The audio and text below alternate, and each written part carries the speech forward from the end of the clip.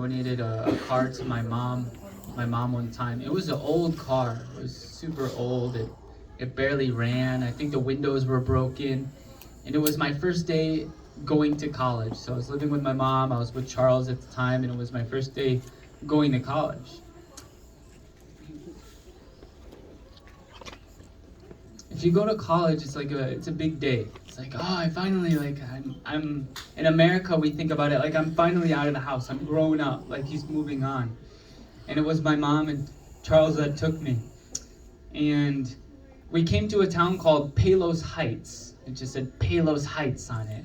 And he kept on joking like, Pasos Heights? What kind of place are you going to school here? Pasos Heights? What kind of school is this? Like, no, Charles, Palos Heights. Palos. But he kept on joking with me about it, but it was my first time going to college. And I remember it was that Trailblazer that we were in. I also remember I had some friends over at the house, and Charles was there, my mom was there. I had like 5 friends over at the house. I'm like, oh, what are we gonna do for dinner? You know, what are we gonna do? We're so hungry, we want something to eat. You know, we want something. So all my friends were like, let's get pizza. I'm like, yeah, let's get pizza. And then my friend's like, yeah, how much money do you need? I'm like, your money is no good here. Charles, you got this, right? Charles bought the pizza that night. He bought the pizza.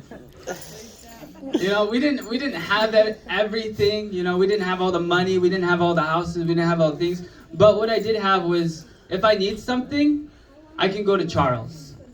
And having that confidence is as good as all the money in the world. I remember last time I was here 2 years ago, and if you knew Charles, he liked to be around people who had energy, where the fun was at, where the smiles were at. You know, he wouldn't sleep. If there was someone in the house that was still up smiling, he'd probably be the last one to sleep, right? So about 2 years ago, I had my friend named Johnny. And Johnny, he works like in the morning. His hours are very different. So Johnny has to stay up all night. So he came over to my house, and I'm like, yeah, Johnny, let's stay up all night together. And Charles was in the living room. He's like, all right, I'm so tired, I gotta go to bed. And then 5 minutes later, he would come back out and he'd be hanging out with us.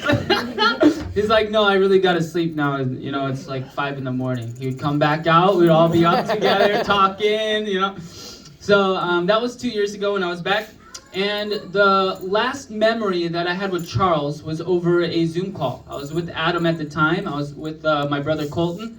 And we had big plans. We had plans this year. And I think that's one of the sad things for me. I haven't been here for a couple years, but I had plans. And we had plans with my brother Colton and Charles to pick me up at the airport. And when we're on that Zoom call, which was the last time I saw him and spoke to him, we had plans for this year to read the Bible together, to read the whole Bible together within 1 year. So that's some of the memories that I had of Charles.